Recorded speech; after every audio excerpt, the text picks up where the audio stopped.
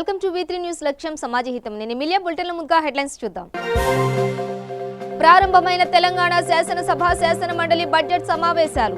ఉభయ సభలను ఉద్దేశించి ప్రసంగించిన గవర్నర్ తమిళసై సౌందరరాజన్. రాజ్భవన్ లో ఆంధ్రప్రదేశ్ గవర్నర్ బిశ్వభూషణ్ హరిచందన్ తో రాష్ట్ర ఎన్నికల కమిషనర్ శ్రీ ఎన్ రమేష్ కుమార్ భేటీ. ఆంధ్రప్రదేశ్ రాష్ట్రంలో స్థానిక ఎన్నికల ఏర్పాట్లపై వివరణ. కర్ణాటకలో ఘోర రోడ్డు ప్రమాదం. బెంగళూరు మంగళూరు జాతీయ రహదారిపై జరిగిన దుర్ఘటనలో 2 కార్లలో ప్రయాణిస్తున్న 13 మంది మృతి. డీటెయిల్స్ చూస్తే తెలంగాణ శాసన మండలి బడ్జెట్ సమావేశాలు ఈ రోజు ప్రారంభమయ్యాయి. ఉభయ సభలను ఉద్దేశించి గవర్నర్ తమిళసై సౌందరరాజన్ తొలిసారి ప్రసంగించారు. ముఖ్యమంత్రి కేసీఆర్ నాయకత్వంలో తెలంగాణ అభివృద్ధిలో ముందుకు వెళుతుందని, 6 దశాబ్దాల పోరాటం తర్వాత ప్రత్యేక రాష్ట్రం సాధ్యమైందని తెలిపారు. స్వల్పకాలంలోనే తెలంగాణ చాలా రంగాల్లో అగ్రగామిగా నిలిచిందని, అన్ని రంగాల్లోనూ రాష్ట్రం గణనీయమైన అభివృద్ధి చెందుతూ ముందుకు వెళుతోందని అన్నారు. తెలంగాణ ఏర్పడిన తొలినాళ్లలో రాష్ట్రంలో కరెంటు కొరత అధికంగా ఉండేది. కానీ ఇప్పుడు ప్రజలకు ఆ బాధలు లేవు అని తమిళసై చెప్పారు. అప్పట్లో రైతులు ఆత్మహత్యలు, వలసలు ఉండేవి. విద్యుత్, నీళ్లు, ఎరువుల పరంగా రైతులు తీవ్ర ఇబ్బందులు ఎదుర్కొనేవారు. ఇప్పుడు ప్రజలకు ఈ కష్టాలు ఎదురు కావట్లేదు. తెలంగాణలో మాత్రమే బీడీ కార్మికులకు 2000 పింఛన్ ఇస్తున్నారు. ఒంటరి మహిళకు కూడా ప్రభుత్వం పింఛన్ ఇస్తోంది. కేసీఆర్ కృషితో తెలంగాణ అభివృద్ధి పదంలో నడుస్తోందని గవర్నర్ ప్రసంగించారు. నమస్కారం. After continuous and relentless struggle for 6 decades, the Telangana society could able to achieve a separate statehood. The Telangana state achieved wonderful progress in several sectors and became number 1 state in the country within a short span of time. This is something I am sure we all should rejoice and feel proud of.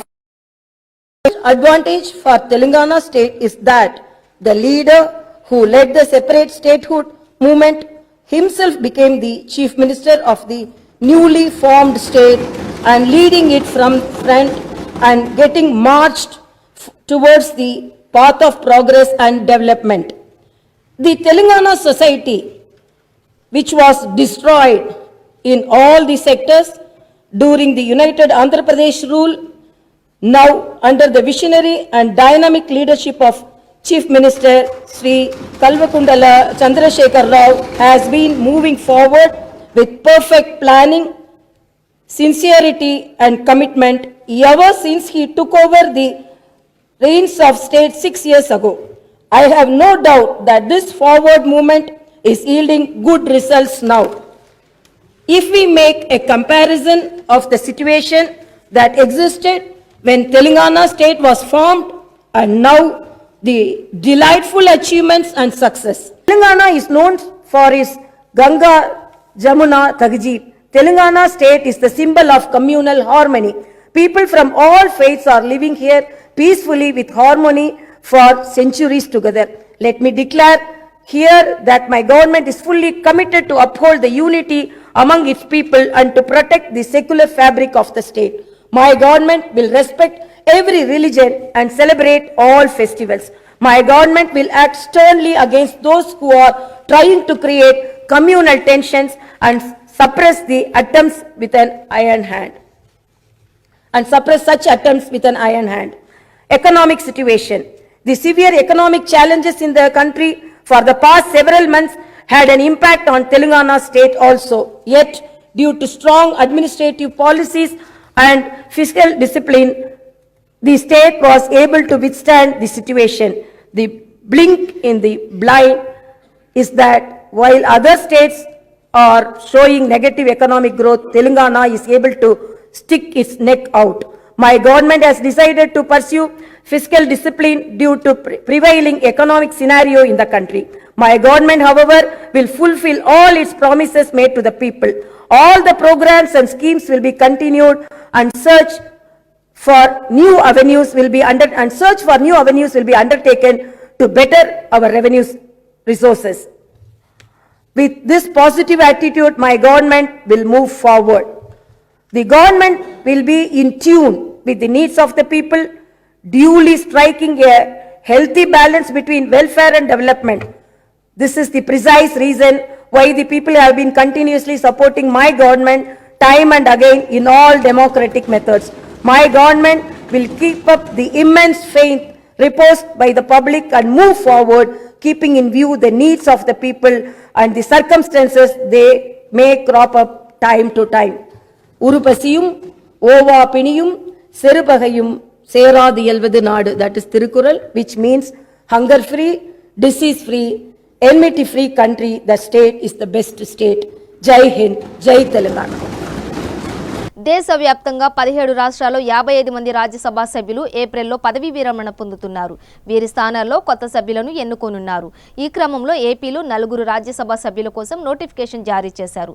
AP నుంచి ఎన్నికైన K Keshavarao, Mohammed Ali Khan, T Subbarami Reddy, తోట సీతారామలక్ష్మి వచ్చే నెలలో మాజీలు అవుతారు. వీరి స్థానంలో 4 ఎన్నుకునేందుకు తాజా notification జారీ అయింది. రేపటి నుంచి అమరావతిలోని అసెంబ్లీ కార్యదర్శి, రిటర్నింగ్ అధికారి కార్యాలయాల్లో నామినేషన్ పత్రాలు అందుబాటులో ఉంచుతారు. మార్చి 13వ తేదీ మధ్యాహ్నం వరకు నామినేషన్లను స్వీకరిస్తారు. మార్చి 15న నామినేషన్ల పరిశీలన ఉంటుంది. ఆపై మార్చి 18 మధ్యాహ్నం 3 గంటల వరకు నామినేషన్ల ఉపసంహరణకు అవకాశం ఇచ్చారు. ప్రధాన ఘట్టమైన పోలింగ్ ఏపీ అసెంబ్లీలోని కమిటీ హాల్లో మార్చి 26 ఉదయం 9 గంటల నుంచి సాయంత్రం 4 గంటల వరకు నిర్వహిస్తారు. ఈ మేరకు ఏపీ అసెంబ్లీ కార్యదర్శి పి బాలకృష్ణమాచార్యులు నోటిఫికేషన్ విడుదల చేశారు. అటు తెలంగాణలో 2 రాజ్యసభ స్థానాలకు ఎన్నిక జరగనుంది. ఆంధ్రప్రదేశ్ రాష్ట్రంలో త్వరలో జరగబోయే స్థానిక ఎన్నికలను పురస్కరించుకుని రాష్ట్ర ఎన్నికల కమిషనర్ శ్రీ ఎన్ రమేష్ కుమార్ రాజ్భవన్లో గవర్నర్ బిశ్వభూషణ్ హరిచందన్ ను మర్యాదపూర్వకంగా కలిశారు. ఎన్నికల సందర్భంగా చేపట్టిన ఏర్పాట్ల గురించి గవర్నర్ శ్రీ హరిచందన్ కు రాష్ట్ర ఎన్నికల కమిషనర్ వివరించారు. తెలంగాణ రాష్ట్రంలో ఉన్నోడు బిర్యానీ తింటున్నాడని, లేనోడు ఆకలితో పస్తులుంటున్నాడని, 6 సంవత్సరాలు గడుస్తున్న ఒక్క నోటిఫికేషన్ లేక నిరుద్యోగులు ఎదురు చూస్తున్నారని, రాబోయే కాలంలో నిరుద్యోగులకు అండగా తెలంగాణ జనసమితి పార్టీ ఉద్యమిస్తుందని ఆ పార్టీ అధ్యక్షుడు ప్రొఫెసర్ కోదండరాం అన్నాడు. చైతన్యపురిలో ఏర్పాటు చేసిన నిరుద్యోగ సదస్సుకు ఆయన ముఖ్య అతిథిగా హాజరయ్యారు. ఈ సందర్భంగా ఆయన నిరుద్యోగులను ఉద్దేశించి ప్రసంగించారు. మేము ఒక విషయం ప్రధానంగా మీ ద్వారా ప్రభుత్వానికి, ప్రజలకు తెలియజేయాల్సిన విషయం ఏమనుకుంటున్నామంటే, మొట్టమొదటగా ఒక ఉద్యోగానికి కావలసిన రీతిలో చదువుకొని సమాయత్తం కావలసిన బాధ్యత విద్యార్థులది, కానీ ఆ ఉద్యోగాలు కల్పించేటువంటి బాధ్యత వాళ్ళది కాదు, అది సమాజానికి, ప్రభుత్వానికి.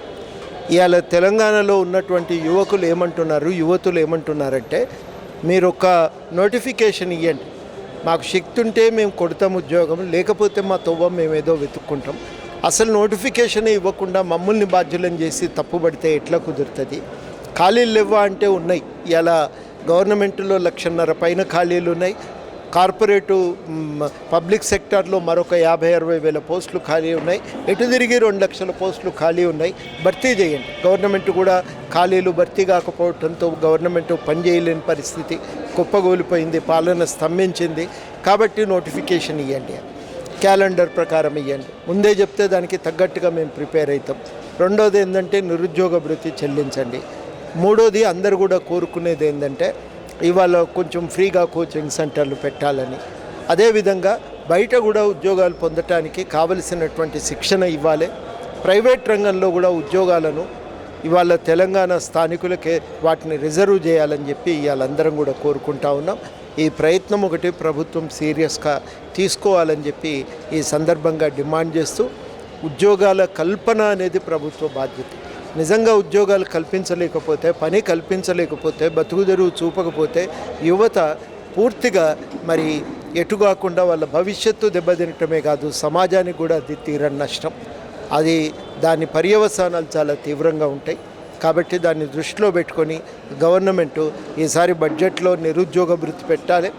అదేవిధంగా రెండోది ఏంటంటే ఉద్యోగాల కల్పన కోసం కూడా ఈసారి కావలసిన కేటాయింపులు చేయాలని మేము కోరుతా ఉన్నాం. దాన్ని సాధించుకోవటానికి ఖచ్చితంగా ఒక కార్యాచరణ ఉంటుంది. చదువుకు నష్టం జరగకుండా శాంతియుతంగా చట్టబద్ధమైన పరిధుల్లోనే నిరసన కార్యక్రమాలు మాత్రం ఖచ్చితంగా నిర్వహించాలనే ఆలోచనతో ఉన్నాం. గాంధీ మార్గంలోనే పోతాం. గాంధీ చంపారణలో కానీ, అటు ఖెడ్డాలో కానీ, తర్వాత ఉప్పు సత్యాగ్రహం సందర్భంగా కానీ ఏమేం చేసిండో అన్నీ కూడా అధ్యయనం చేస్తున్నాం. అవన్నింటినీ చూసి ఖచ్చితంగా ఆ పద్ధతుల్లో ఒక బలమైనటువంటి, ఒక శాంతియుతమైన ఉద్యమాన్ని ఒకదాన్ని నిర్మించాలనే ప్రయత్నంలో ఉన్నాం. తప్పనిసరిగా యువకులందరూ సహకరించి కలిసి రావాలని కోరుతా ఉన్నాం. ఉద్యోగాలకు సమాయత్తం అయ్యే బాధ్యత యువతులది అయితే ఉద్యోగాలు కల్పించాల్సిన బాధ్యత ప్రభుత్వానికి. ప్రభుత్వం దాన్ని మర్చిపోయి ఉంది. మేల్కొల్పుదాం, ఉద్యోగాలను సాధించుకుందాం. ఇది మా పిలుపు. యాదాద్రి శ్రీ లక్ష్మీ నరసింహ స్వామివారి వార్షిక బ్రహ్మోత్సవాలు 9వ రోజు స్వామివారి దివ్య విమాన రథోత్సవం బాలాలయంలో శాస్త్రోక్తంగా నిర్వహించారు ఆలయ అర్చకులు. అనంతరం కొండ కింద పాత హైస్కూల్ గ్రౌండ్ నుండి భక్తుల కొరకు యాదగిరిగుట్ట పట్టణ పురవీధుల గుండా నిర్వహించారు.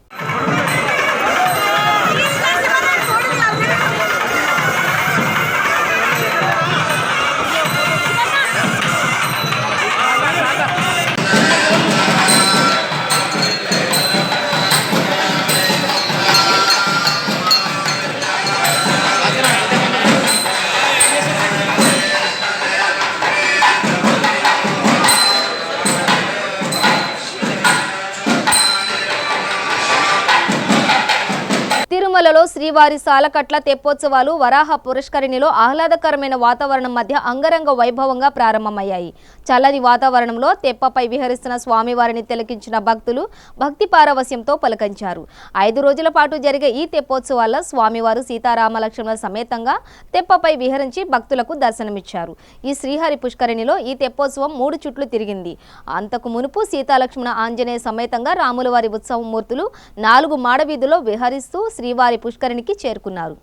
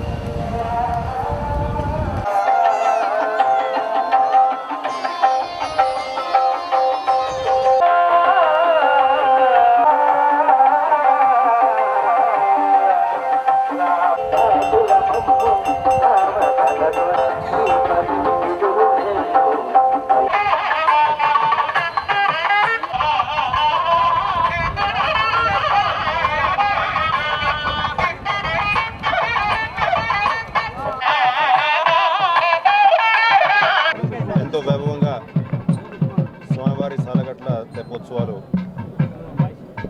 ఇవాళ నుంచి 5 రోజులు నిర్వహించడానికి ఏర్పాట్లన్నీ పూర్తి చేయడం జరిగింది.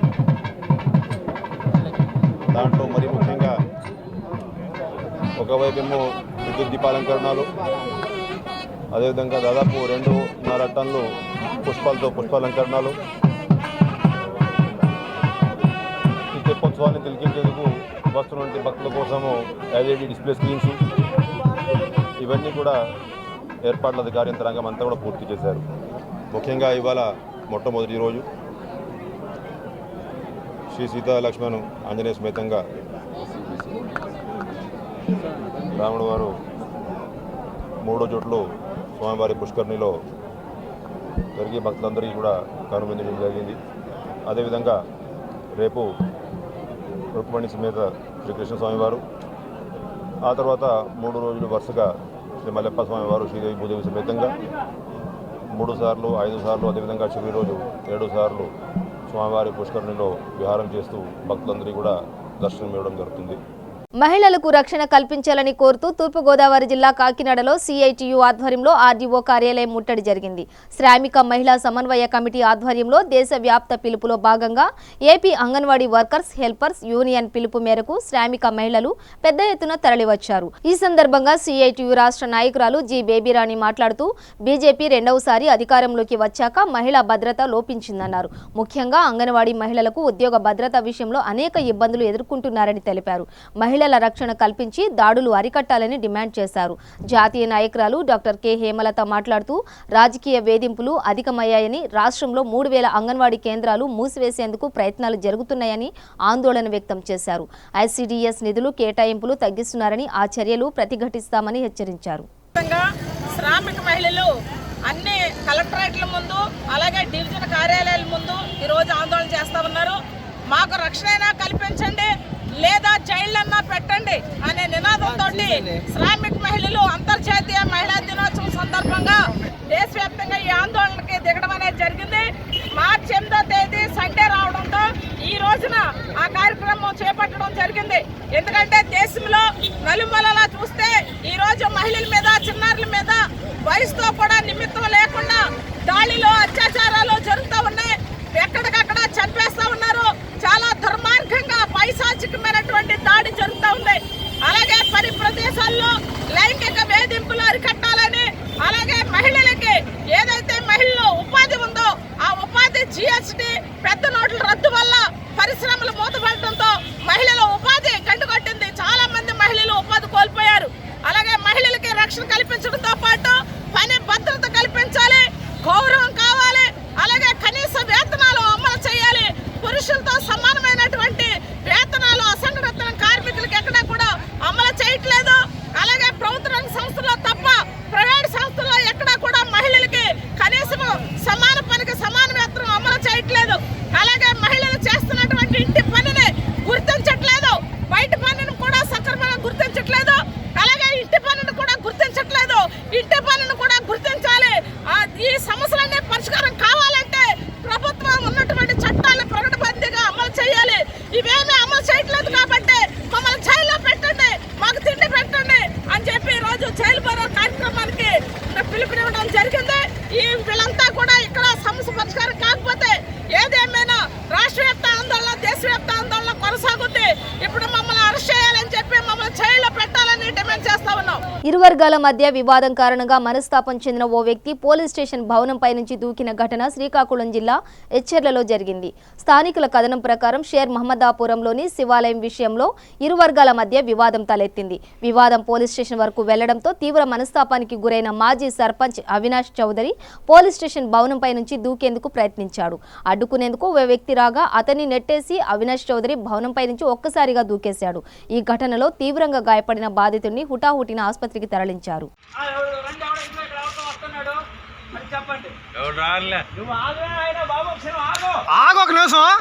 ఇప్పుడు అక్కడే ఉండు, నువ్వు అక్కడే ఉండు. వస్తారు వస్తారు వస్తారు, నువ్వు అక్కడే ఉండు. నువ్వు ఎందుకు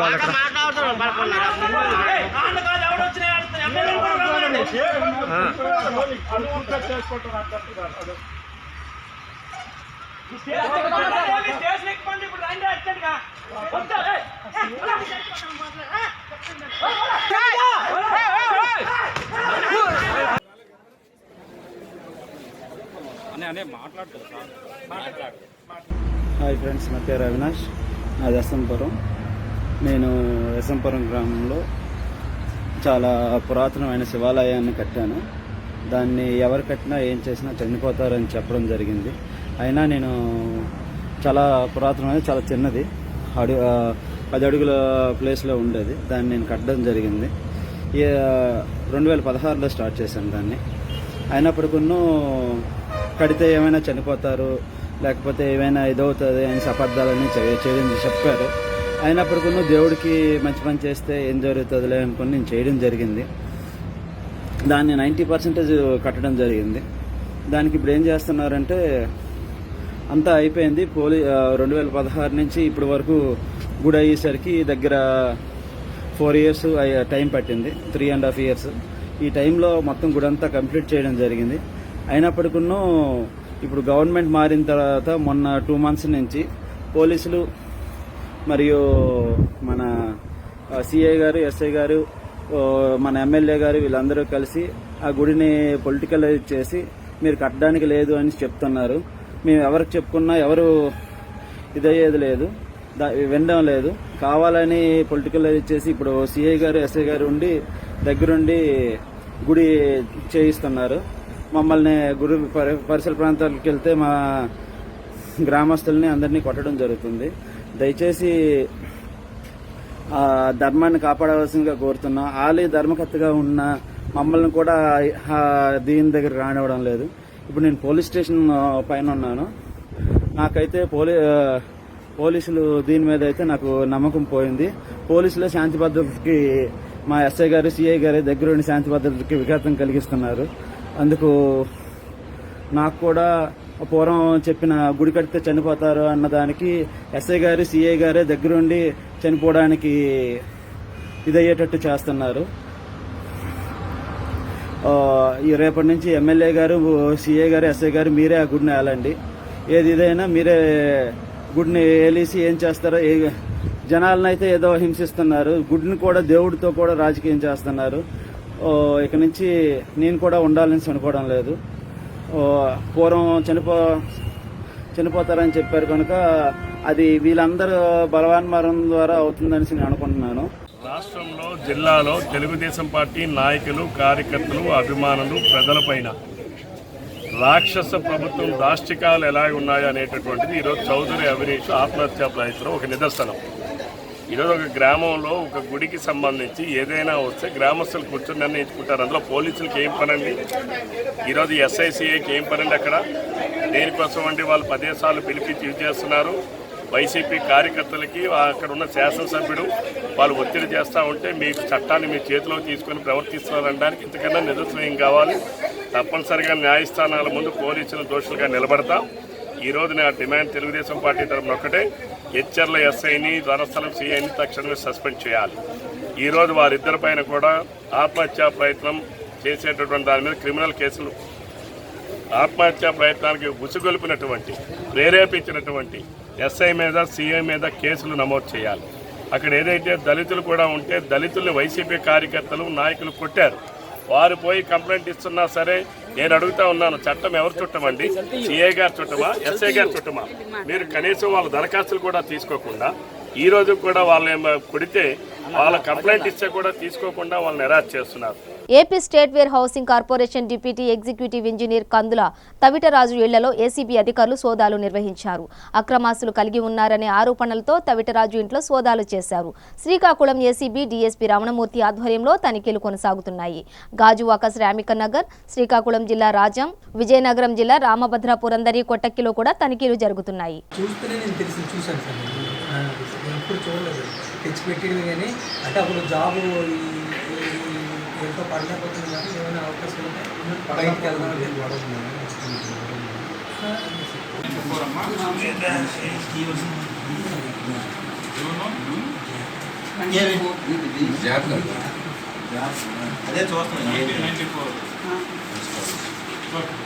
కందుల తవిటరాజు, ఇతను deputy executive engineer, AP state wear housing కార్పొరేషన్లో విశాఖపట్నంలో పనిచేస్తున్నారు. ఈయన ఇంతకుముందు విజయనగరం జిల్లా ఇంకా తదితర ప్రాంతాల్లో పనిచేశారు. పనిచేసినటువంటి కాలం నందు ఇతని మీద వచ్చినటువంటి అవినీతి ఆరోపణల ఆధారంగా మాకు రాబడిన సమాచారం మేరకు ఈ దినము ఉదయం నుంచి వీరి స్వగృహం గాజువాక శ్రామిక నగర్ ఇంట్లో సర్చెస్ ప్రారంభించాం. ఇక్కడే కాకుండా వీరి బంధువుల ఇళ్లలో కూడా ఆజాం, సాలూరు, కొట్టక్కి, సాలూరు దగ్గర కొట్టక్కి అనే గ్రామం, ఇంకా వీరి ఆఫీసు, మిగతా ప్రాంతాల్లో సెర్చెస్ కండక్ట్ చేయడం జరుగుతుంది. ఈ సెర్చెస్లో శ్రీకాకుళం, విజయనగరం జిల్లాలకు సంబంధించిన ఏసీబీ అధికారులు అందరూ కూడా పాల్గొంటున్నారు. వేరువేరు బృందాలుగా, సుమారు 4 బృందాలుగా విడిపోయి, అలాగే విశాఖపట్నం నుంచి కూడా ఒక బృందం తనిఖీలు చేస్తున్నాము. సాయంత్రంకి పూర్తి వివరాలు తెలుస్తాయి.